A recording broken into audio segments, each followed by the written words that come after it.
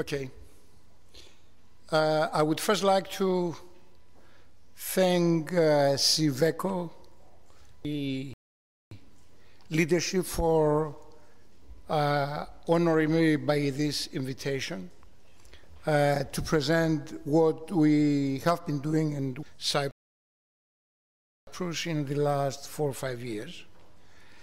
And in fact, I will structure my presentation in 2 parts. The first part will be presenting what the Ministry of Education did in the last 4 or 5 years. In fact, I was the Minister of Education from early 2008 until just a month ago. And so I will have good words to say of what we did in the ministry and my leadership. And then the second part of my presentation will be a critical part of what was mistaken during these 3 or 4 years. In fact, in that second part, I will not speak as a minister or an ex-minister of education. I will speak as a professor of cognitive developmental psychology, who is now having interest in how these new learning sciences can be useful for ministers and teachers in education.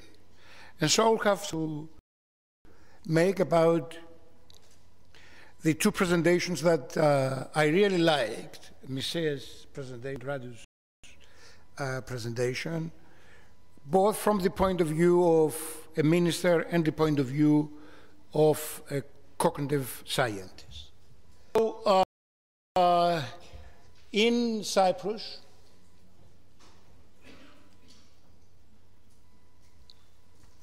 a few years ago, we have decided to modernize the educational system. And I refer to primary and secondary education through the 3 main realms that education can be modernized. To provide communication possibilities, facilities, so that students and teachers can communicate with each other through ways that we have today, email and so on.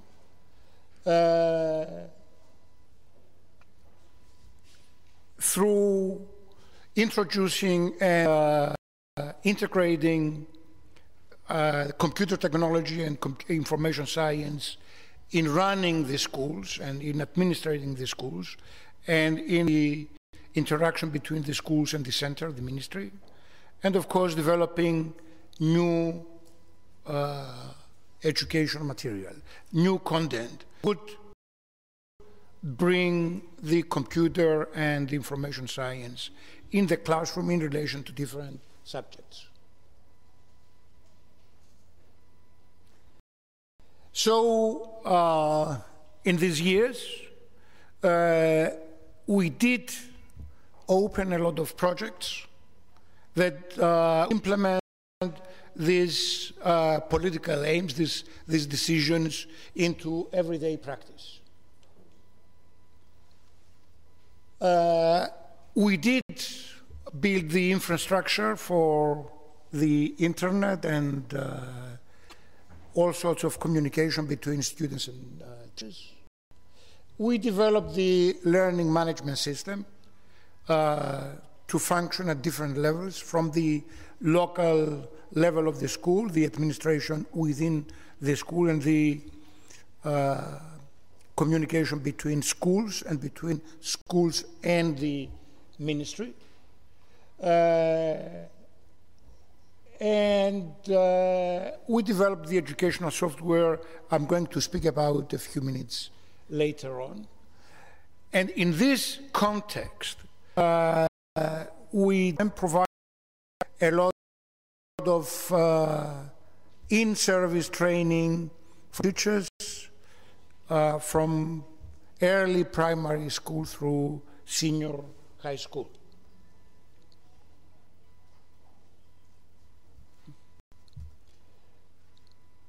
I should stress here that one of the main partners of the ministry, it was Cyveco.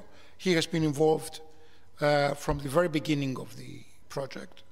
I'm very happy actually to stress how happy we have been with our cooperation with Cyveco, their journalism, extreme reliability. So we really look forward not to just to the continuation of this project, but also the development of new projects.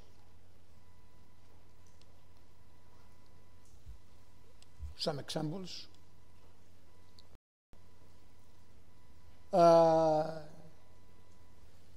We have started pilot operating the system in schools. You can see there what possibilities are provided to the teacher and what possibilities are provided to this.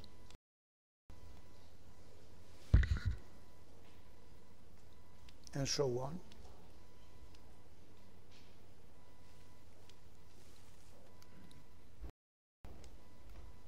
Where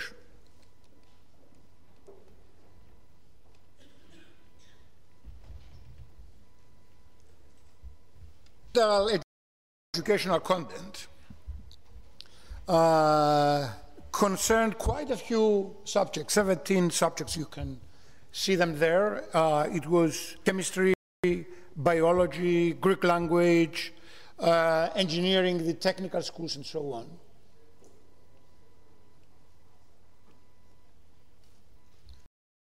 Can I have the next slide?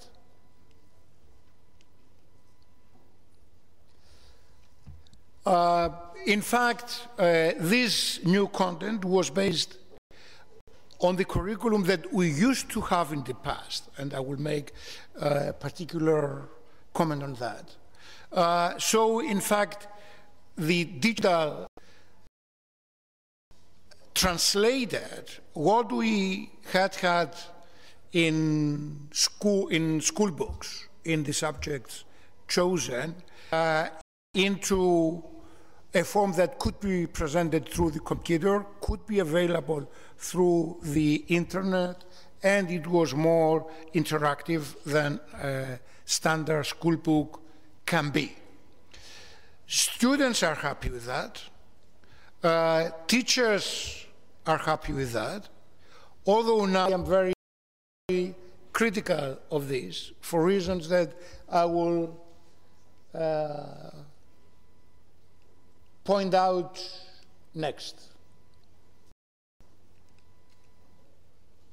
There you can see the subjects: modern Greek, history, mathematics, English, physics, chemistry, French, biology, technology, applied electricity, mechanical engineering, construction, graphic design, and so on.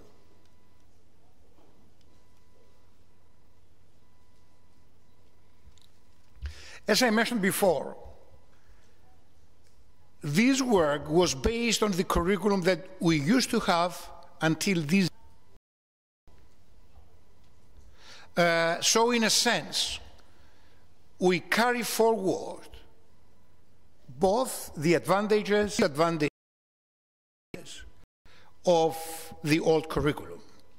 In the last 3 years, we reformed the curriculum from preschool to upper high school throughout the school subjects. So about 350 people from the universities and education, the ministry, were working to develop a new curriculum that is based on the new cognitive sciences, the new learning sciences. So everything has been reshaped. Which implies that what we did in the last 4 or 5 years, it was, but it's already out of fashion. So we intend to start a new project that would redesign teaching material throughout the primary and secondary education, so that it meets the standards and goals of the new curriculum. In fact, the new curriculum is officially active from the beginning of this academic year for primary school. It's pilot tested for secondary school from this year, and it will be officially active and implemented for secondary education as well from the next year. You can see actually the main aims there that are implemented. Some examples. And that's the first part of my presentation. I summarized what we did in cooperation with Iveco and other companies in Cyprus in modernizing the school system and integrating computer information technology in the operation, the functioning, the schools, and teaching. Now let me criticize it as a cognitive scientist. Impressed by the presentation that I heard by Radu and Professor Misset. But I'm also critical for it because simply translating concepts into this modern technology does not necessarily imply that learning becomes better or more efficient or stable. In order for this to be possible, we need to redesign what we want to teach from the beginning, systematically integrated into a full perspective that involves from pre-primary education through the university years. And I'm sorry to disagree that Piaget's theory is a framework would be helpful for this kind of technology. Piaget was indeed a great man, but his theory is so general, so global, that I don't think that it would have much to say about modern learning in schools. So we need a modern theory that is detailed enough for how concepts are understood from age to age, from grade to grade, and how they are related, so that we can develop a real, systematic, efficient, interdisciplinary approach to teaching. In fact, myself and my colleagues, we did work on such a theory.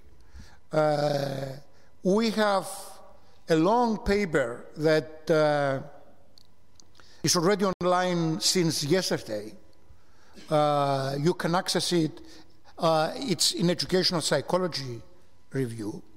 And one of the people that we saw on View Transparency, Lauren Anderson, will be one of the commentators very soon of this work. Actually, this is what I did 5 o'clock in the morning before going to the ministry in the 3.5 years that I was the minister.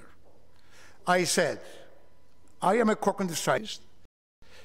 I did basic research on the nature and development of intelligence from birth to death.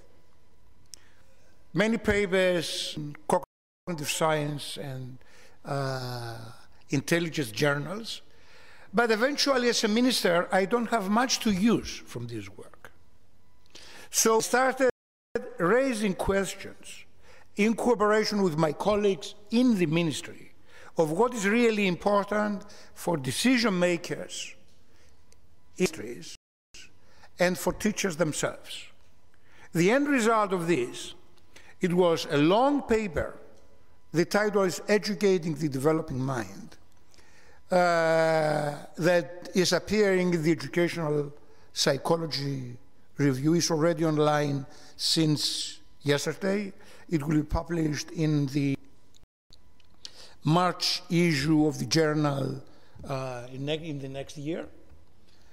So the basic principles are there. Develop educational content.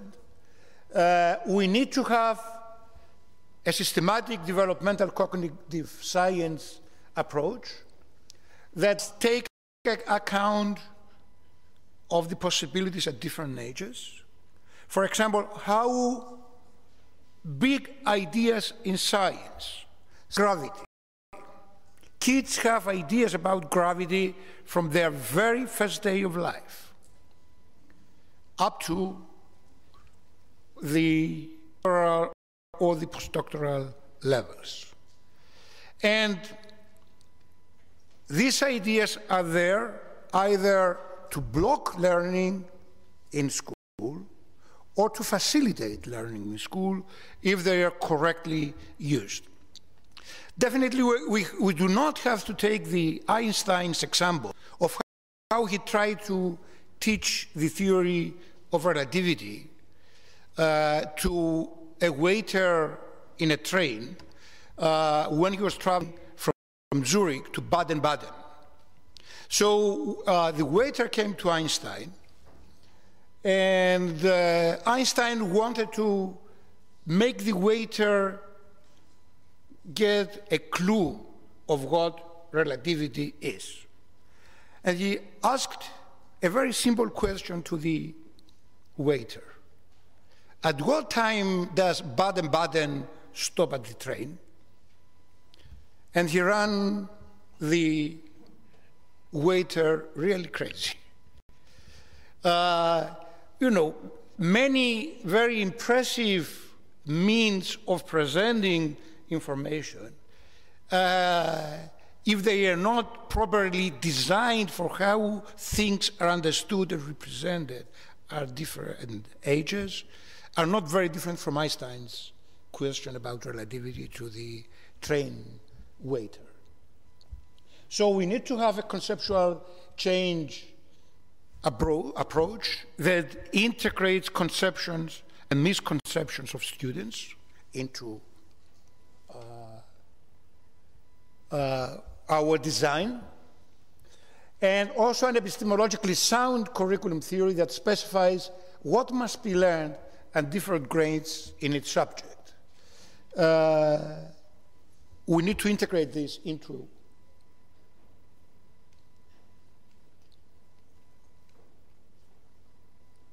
I already gave examples. Gravity is an example. Energy is another example. Heredity is another example. And we need to talk and develop interdisciplinary environments. For example, gravity is part of heredity because through evolution it shapes the form of different animals. And definitely we need to design to integrate into our digital environments provisions that would not just impart knowledge, they would not just enhance learning for particular concepts, but they would systematically change the level of intelligence of children. I very much agree with my colleague before when he said that this new world develops new minds. Actually, you know from differential psychology that there is an increase of IQ in the general population of about 30 points on the IQ scale in the last century, from 1900 to the end of the 20th century. This is ascribed to the fact that our environment becomes increasingly symbolic and increasingly abstract. But we didn't know until, let's say, the last 10 or 15 years how these processes operate at each successive age from birth to whatever. I also agree with my colleague that public education and even private education ignored or underestimated the importance of very early education. I have a grandson who is only 2.5 years old, and I go with him in game stores to buy, in toy stores to buy toys for him. What has been discovered in this ecological laboratory is already used, sometimes well, sometimes not so well, by the toy industry, but not by the educational system. In fact, many of the weaknesses that are carried forward, especially for the more underprivileged, the less privileged kids of our societies, that is, people coming from poor homes, kids coming from less educated parents, they may be missed because of the lacks in their education in the first 3 or 4 years of age. So together with the learning environments that we have to develop based on an epistemologically sound and cognitively and developmentally sound approach, we need to rethink completely from the beginning of how we can provide education from the very first months of life to preschool. We do have the knowledge now. We do have the technology to do these things. The example of Cyprus is a good example of how a state's, a country's goodwill can be outdated by the fast changes in the laboratories, on the one hand, and in the industry, the computer and the software industry on the other hand. We spend a lot of money.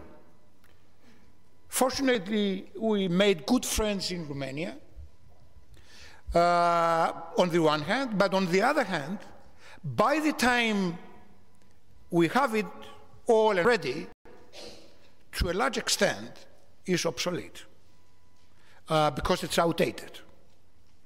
So we need to integrate into our approach this forward-looking attitude that would design educational interventions, new educational products with a very strong forward-looking approach about how the world would be in 20 or 30 years, and about how our kids would be as adults in 20 or 30 years. For example, if you see my grandson playing with the iPad, definitely he's much more adept and expert than many people of our age. He finds the right symbols for whatever game he's interested in. He goes from the one to the other, and I'm sure that he's not a special kid. He's like any kid of this age. Well, if Flynn, who found the Flynn effect, I mean this increase of IQ over the 20th century would come in 50 years, he might found a really very different mind. This mind makes a very different world and probably a very different political system, and we need to be aware that what we are doing is actually changing our politics, our policies, and definitely the quality of life our kids are going to live in. Thank you very much for your attention.